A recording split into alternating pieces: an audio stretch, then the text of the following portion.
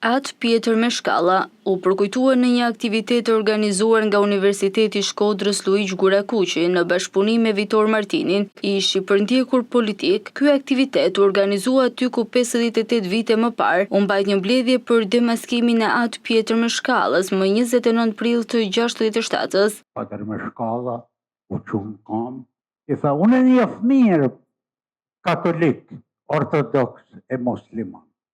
Janë një popull shumë fetar, po do të ishte krim si kur unë sot kërkoj mbështetjen e këtij popull, sepse e keni lidhë me kashatën e bukës.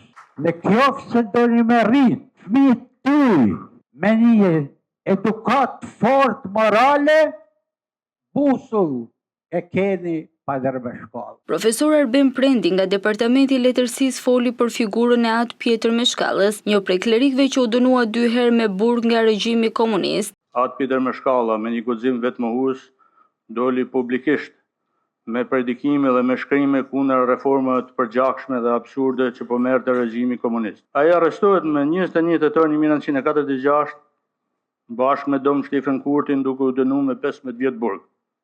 Dhe pas vujtje në burgun famkeq Borrelit, lirohet në vitin 1960 duke i ndaluar drejta për me ushtruar meshtarinë. Atë Meshkalla deklaron se është e vërtetë se kam predikuar kundër komunizmit, se e kam ditë mirë që ai është një sistem kundër Zotit. Për herë të dytë arrestohet 29 prill 1967 për agitacion dhe propagandë në kulmin e revolucionit kulturor që kulmoi me mbylljen e institucioneve fetare dhe me shpalljen e Shqipërisë socialiste si vetmi vend ateist në botë.